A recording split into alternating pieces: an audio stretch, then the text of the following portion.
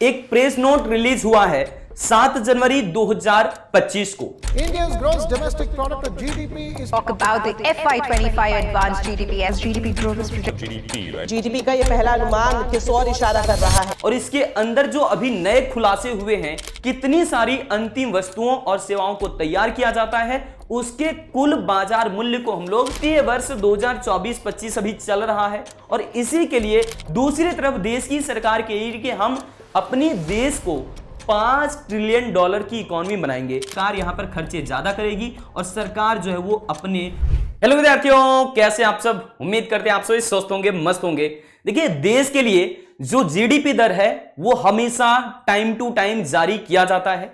एक press note release हुआ है 7 जनवरी 2025 को, और ये प्रेस रिलीज जो हुए हैं इसके अंदर क्या ये डेटा कहता है, फर्स्ट एडवांस एस्टिमेट यानी कि FAE ऑफ जीडीपी जारी कर दिया गया है, जो कि देश के लिए सबसे अहम सवाल है। क्योंकि देश में अभी कुछ ही दिन पहले 29 नवंबर को 2024 में ही ये डेटा जारी किया गया कि सेकेंड क्वार्टर का जो जीडीपी दर है वो बहुत ही कम है, 5.4%। और उसके बाद first advance estimate of GDP जारी किया जाता है, और इसके अंदर जो अभी नए खुलासे हुए हैं उन सभी मुद्दों पर हम लोग एक एक करके बात करने वाले हैं। एक नए तरीके से नए कंसेप्ट के साथ पूरी विचार को हम लोग समझेंगे। हालांकि इसके ऊपर हमने एक बार पहले भी आपको वीडियो अपडेट दिया है, अगर आपने नहीं देखा है तो उस वीडियो को भी आप जाकर के देख सकते हैं। यहां पर बात कर रहे हैं वित्तीय वर्ष 2024-25 के बारे में। और जैसे कि आप जानते हैं कि सरकार हमेशा से ये पहले ही एक अनुमान कर लेती है कि पूरे साल जीडीपी हमारा क्या रहने वाला है।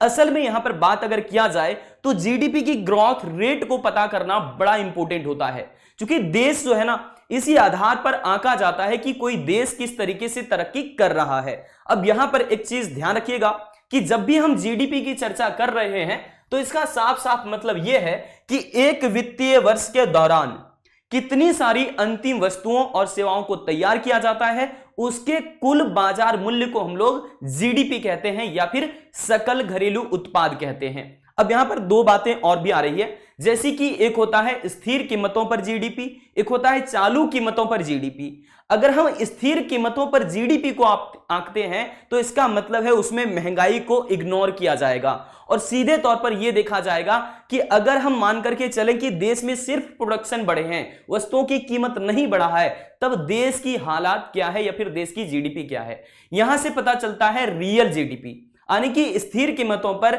जब हम जीडीपी को मेजर करते हैं तो होता है वास्तविक जीडीपी। लेकिन अगर हम चालू कीमतों पर जीडीपी को मापते हैं तो इसे दरअसल कहा जाएगा सिर्फ और सिर्फ नॉमिनल जीडीपी, यानी कि मौद्रिक जीडीपी। अब यहां पर दो बातें तो क्लियर हो गई कि हम सिर्फ नॉमिनल जीडीपी को समझ चुके हैं कि चालू कीमतों पर मापा जाता है, और स्थिर कीमतों पर जो जीडीपी मापा जाता है उसे कहते हैं वास्तविक जीडीपी। अब देखिए, जो first advance estimate of GDP है ये असल में क्या कहता है, इसके आंकड़े क्या कहते हैं, इसे समझने के लिए आपको जानना पड़ेगा प्रेस नोट जो रिलीज हुए हैं।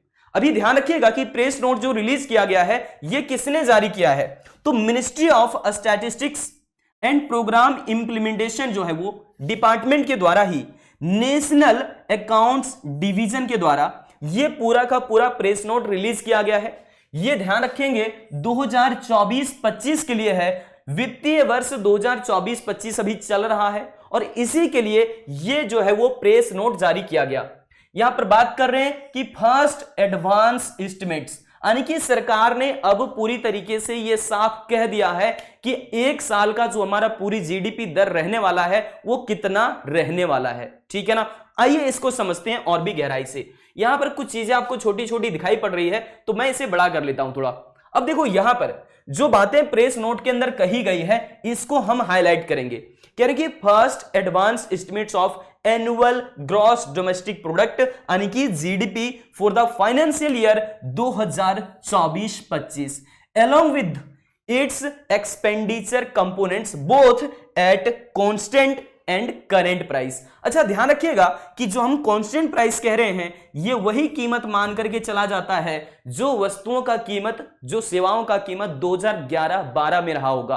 देखो यहां पर इकोनॉमिक्स के फंडे को थोड़ा सा समझना पड़ेगा, साफ करना पड़ेगा, क्योंकि देखो जब हम लोग कांस्टेंट प्राइस पर जीडीपी को मापते हैं तो वो होता है रियल जीडीपी, यानी कि यहां पर महंगाई को भी एक तरीके से इग्नोर किया जाएगा। ठीक है, बात समझ पा रहे हैं। लेकिन अगर हम महंगाई को भी शामिल करके बात करेंगे तो वो जीडीपी थोड़ी सी बड़ी दिखेगी और आपको लगेगा कि सर तो सारी चीज अच्छी है, लेकिन मौद्रिक जीडीपी असल में देश के लिए हकीकत स्थिति नहीं बताता। बात समझिएगा, इसीलिए हम लोग कांस्टेंट प्राइस पर ही जीडीपी को मेजर करते हैं जो कि होता है रियल जीडीपी। अब ये ध्यान रखना कि 2011-12 को ही देश के अंदर में बेस ईयर यानी कि आधार वर्ष के तौर पर लिया जाता है।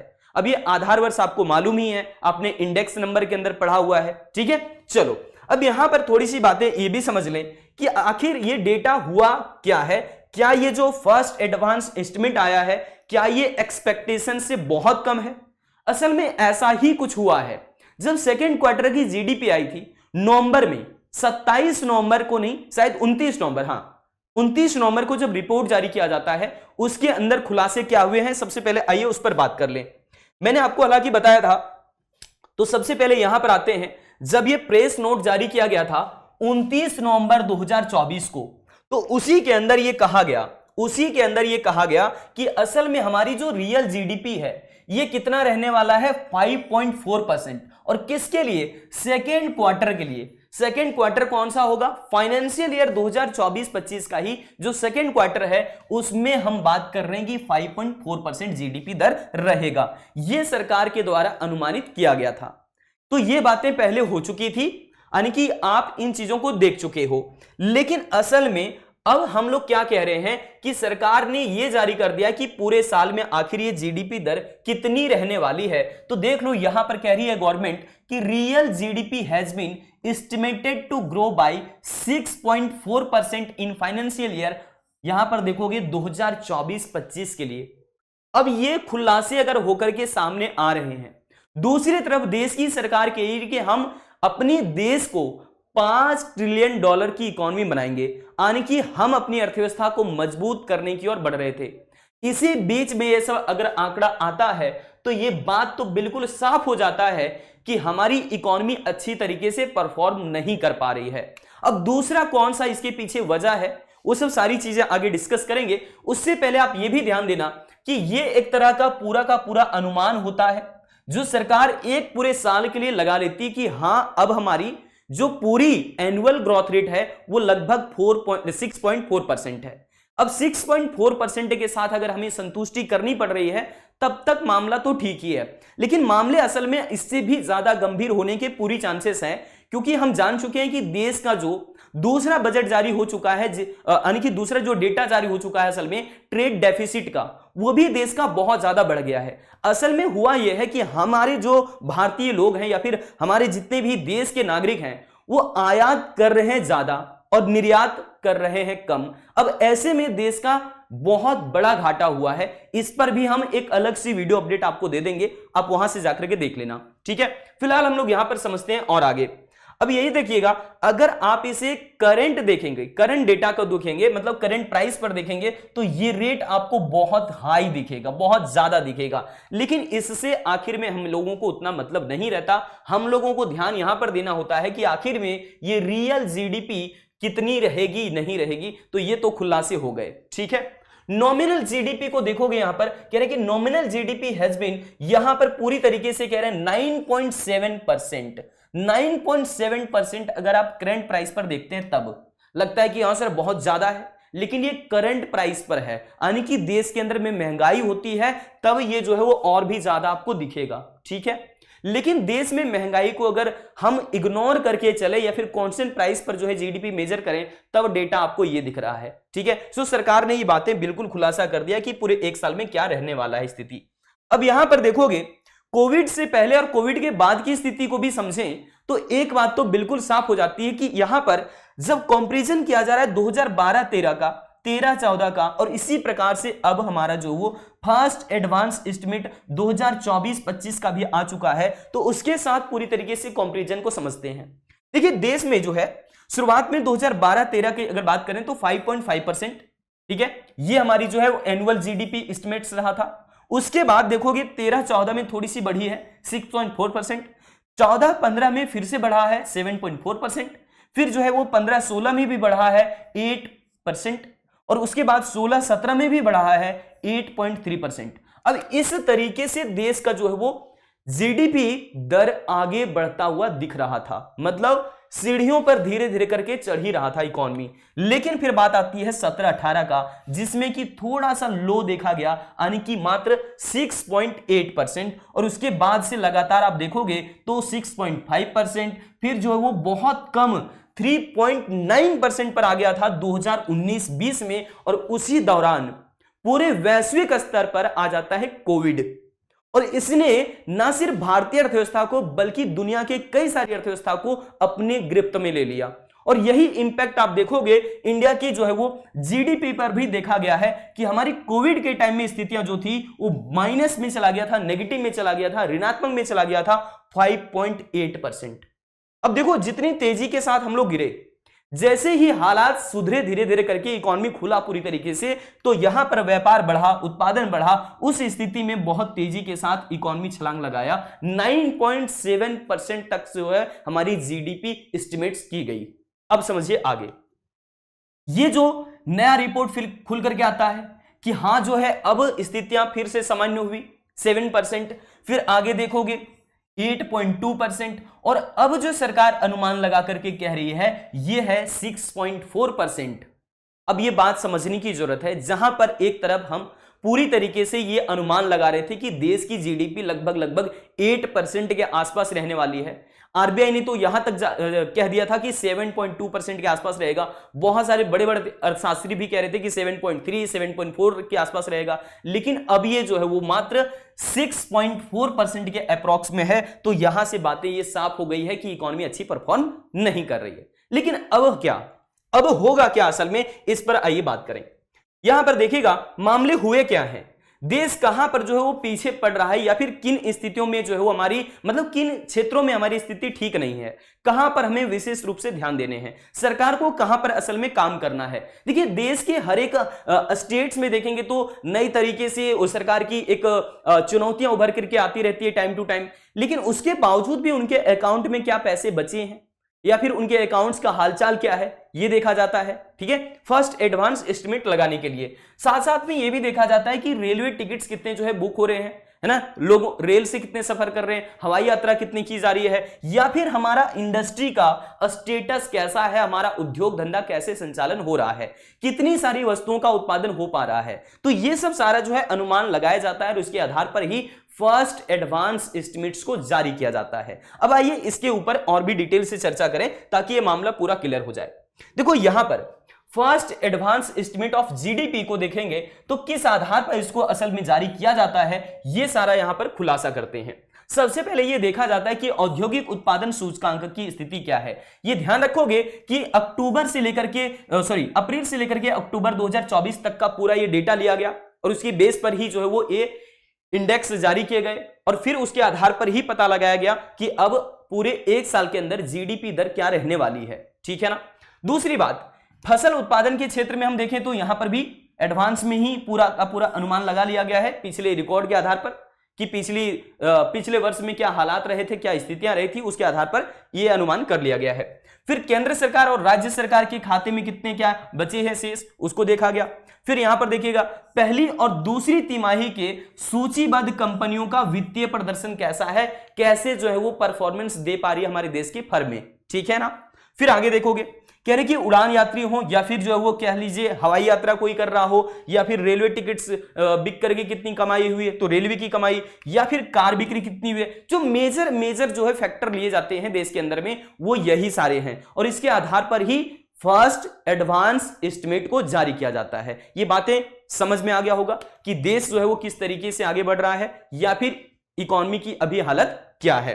आइए और भी समझते हैं। इसके अंदर जो महत्वपूर्ण बात है कि जीडीपी का आखिर जो पहले अनुमान कर लिया जाता है, ये जो एस्टिमेट्स हैं आखिर सरकार ये रिलीज करती क्यों है, इसके पीछे सरकार का क्या मकसद होता है, तो इसको जानते हैं। देखिए ये उतना ही इंपॉर्टेंट है जब हम कहते हैं कि हम भाई कोई देश के लिए प्लान तैयार करना चाहते हैं, हम देश के लिए योजनाएं तैयार करना चाहते हैं, तो इसके लिए जरूरी होता है कि हम अपनी इकोनॉमी को ठीक ढंग से जान पाएं। देखिए देश के हालात को जानना और देश के हालात को समझ करके उसके ऊपर काम करना, ये दोनों अलग अलग बातें हैं। हालात अभी क्या है, इसको आइए समझते हैं। देखो ये महत्वपूर्ण इसलिए होता है, अगर देखो तो जीडीपी दर अगर बहुत अच्छी है ना, उसमें वृद्धि देखा जा रहा है, तो ये है इसका मतलब कि हमारी इकोनॉमी बहुत मजबूत होने जा रही है। हम जो है एक अच्छा लिविंग स्टैंडर्ड की एक्सपेक्टेशन रख सकते हैं, लोगों की स्थितियां सामान्य से थोड़ा ऊपर उठ सकता है। ये सब सारा एक्सपेक्टेशन हम करते हैं अगर देश की जीडीपी बढ़ती है। और कौन सी जीडीपी?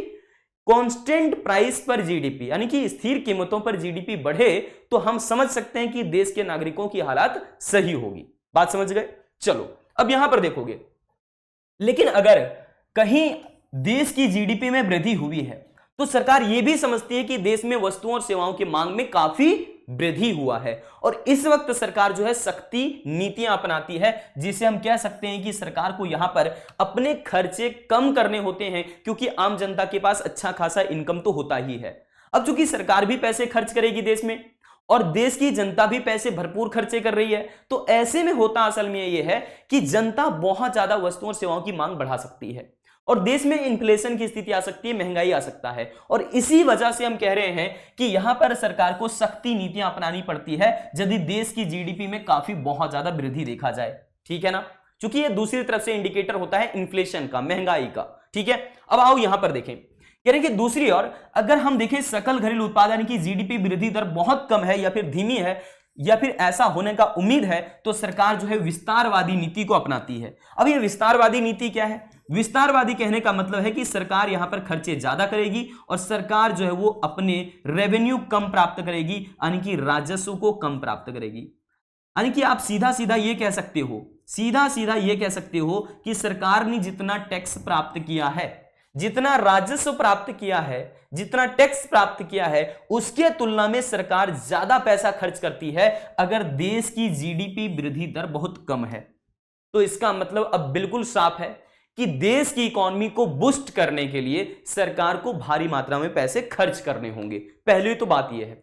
दूसरी बात यह है कि अगर देश में कंजम्पशन एक्सपेंडिचर बहुत ज्यादा नहीं है, जो कि प्राइवेट कंजम्पशन एक्सपेंडिचर के नाम से जाना जाता है, निजी उपभोग व्यय के नाम से जाना जाता है, जो खर्चे हम और आप करते हैं, यही पैसा देश के अंदर सर्कुलेशन में आता है। अब ऐसे में समझो कि अगर प्राइवेट कंजम्पशन एक्सपेंडिचर देश का बहुत कम होगा, तो ये मान करके चलिए कि सबसे ज्यादा कंट्रीब्यूशन देश के अंदर जो होता है वो प्राइवेट कंजम्पशन एक्सपेंडिचर ही होता है। मैंने आपको पिछली वीडियो में बताया था कि जीडीपी जो निकाला जाता है उसको इस तरीके से आप व्यय विधि द्वारा निकाल सकते हैं। व्यय विधि द्वारा ऐसे निकाला जाता है क्योंकि देश का जो 4 सेक्टर है, 4 सेक्टर मतलब प्राइवेट कंजम्पशन एक्सपेंडिचर के लिए आप कह सकते हैं हाउस होल्ड सेक्टर, दूसरा होता है फर्म, तीसरा गवर्नमेंट और चौथा जो हम लोग एक्सपोर्ट इंपोर्ट करते हैं, मतलब वहां की बात कर रहे हैं, तो एक्सटर्नल सेक्टर की भी बात कर सकते हैं। तो देखिए हम और आप जो खर्चा करते हैं, यानी कि आम जनता जो पैसे खर्च करती है वस्तुओं और सेवाओं पर, उसको बोला जाता है कंजम्पशन एक्सपेंडिचर। दूसरा होता है फर्मों के द्वारा, कंपनियों के द्वारा किया गया खर्च, जो कि निवेश खर्च होता है, इन्वेस्टमेंट एक्सपेंडिचर होते हैं, जिससे कि यानी कि ये अगर खर्चा ज्यादा हो रहा है देश के अंदर में, इन्वेस्टमेंट एक्सपेंडिचर ज्यादा होता है, तो इसका मतलब है देश में नए तरीके से उद्योगों का जो है संचालन किया जाएगा, या फिर नए जो है निवेश देश के अंदर आ रहे हैं निजी कंपनियों के द्वारा, तो देश में रोजगार भी बढ़ सकते हैं ऐसे में, या फिर देश के लोगों की आमदनी भी बढ़ सकती है, देश में वस्तुओं और सेवाओं की मांग बढ़ सकती है। दूसरी तरफ अगर आप ध्यान दोगे तो सरकार भी कुछ पैसे खर्च करती है अलग अलग योजनाओं पर, तो उसको लिखा जाता है गवर्नमेंट एक्सपेंडिचर या फिर पब्लिक एक्सपेंडिचर। अगर सरकार इस खर्चे को बढ़ा रही है तो इसका मतलब है कि देश में हालात सही नहीं चल रहा है और सरकार को पैसे ज्यादा खर्च इसलिए करने पड़ रहे हैं क्योंकि जनता डिमांड नहीं कर पा रही है। जनता जब डिमांड नहीं कर पा रही तो इसका सीधा मतलब है कि जनता के हाथ में उतने पैसे नहीं है, तो यहां पर सरकार को ही पैसे खर्च करने पड़ते हैं अपनी तरफ से। ठीक है, लेकिन शेष में ही यहां पर आप देखोगे तो एक्सपोर्ट और इंपोर्ट को भी हम लोग रखते हैं। अब यहां पर ध्यान रखना कि हम आयात जब करते हैं, दूसरे देश का सामान खरीदते हैं, तो उसे पेमेंट करना पड़ता है, तो देश का पैसा बाहर चला जाता है, इसीलिए इंपोर्ट वैल्यू को नेगेटिव में लिखते हैं। और चूंकि एक्स जो है वो है एक्सपोर्ट वैल्यू, यानी कि जब हम अपना सामान बना करके दूसरे देश में बेचते हैं तो वहां से हमें कमाई प्राप्त होती है, अपने देश में पैसा इनफ्लो होता है, तो इसीलिए एक्सपोर्ट वैल्यू को लिखा जाता है पॉजिटिव में। लेकिन यहां पर एक्सपोर्ट माइनस इंपोर्ट को अगर एक साथ में कहते हैं तो आप इसे चाहें तो शुद्ध निर्यात भी कह सकते हैं। तो ये हमेशा क्या होना चाहिए, हमारे फेवर में होना चाहिए, पॉजिटिव होना चाहिए वैल्यू। लेकिन यही चीजें अगर नेगेटिव हो जाए तो आप समझ लो कि देश में ट्रेड डेफिसिट ज्यादा है, और यही भारत के अंदर में सबसे ज्यादा भी दिख रहा है। मतलब कि गैप बहुत ज्यादा है, हम आयात कम करें ये हो ही नहीं पा रहा, मतलब हम ज्यादा से ज्यादा जो है वो एक्सपोर्ट करने की कोशिश करें वो हो नहीं पा रहा, आयात हम कम करने की कोशिश कर रहे हैं हो नहीं पा रहा। तो इसका सीधा सीधा मतलब है कि हमारे देश की जो जनता है वो अपने देश में सामान या तो नहीं खरीद रही है, विदेशी प्रोडक्ट को खरीद रही है, जिससे कि देश का पैसा बाहर जा रहा है, इस वजह से ट्रेड डेफिसिट बढ़ सकता है। दूसरा मामला यह है कि सरकार जो है ना ये आयातित वस्तुओं पर जो टैरिफ लगाती है, जो प्रशुल्क लगाती है, उसको हो सकता है कि बहुत कम कर दी, या फिर पहले ही जैसा ही है, लेकिन लोग ज्यादा अभी भी विदेशी वस्तुएं खरीद रहे हैं। तो यहां पर सरकार एक बड़ा बदलाव कर सकती है कि आयात करों को बढ़ा सकती है। आयात करों को बढ़ाने से क्या होगा, आप विदेशी वस्तुएं जो हो आपको खुद ही महंगा लगने लगेगा, जिसकी वजह से आप स्वदेशी प्रोडक्ट को खरीदना शुरू कर दोगे। तो ये मामले अब हो सकते हैं देश के अंदर में। आपने समझ लिया कि जीडीपी का पूर्वानुमान क्यों महत्वपूर्ण होता है, क्यों जरूरी होता है। देखिए, अगर देश के हालात बहुत अच्छे हैं तो ये कैसे पता चलेगा, देश की जीडीपी ग्रोथ रेट से। अगर जीडीपी बहुत अच्छी है मतलब देश की स्थिति अच्छी है, अगर जीडीपी दर कम है इसका मतलब देश की स्थिति अच्छी नहीं है। तो ये बातें ध्यान रखना आपको। अब यहां पर ये सारे बात क्लियर हो गए हैं, तो जल्दी से जल्दी आप लोग जो है एक बार चैट सेक्शन में मुझे लिख देना कि और कौन सी ऐसी वीडियो आप पाना चाहते हो जिसकी मदद से आप समझ पाओ कि देश के हालात क्या हैं, या फिर हमारी इकोनॉमी कैसा प्रदर्शन कर रही है, और आगे आने वाले समय में किन चीजों पर कैसा असर दिख सकता है। इस तरह की अगर वीडियो आप पाना चाहते हो तो चैट में मुझे बता देना, मैं उस पर एक अलग वीडियो अपडेट आपको दे दूंगा। ठीक है ना। आज रखते हैं इस वीडियो में इतना ही, मिलते हैं फिर से किसी अगली वीडियो अपडेट के साथ। जय हिंद।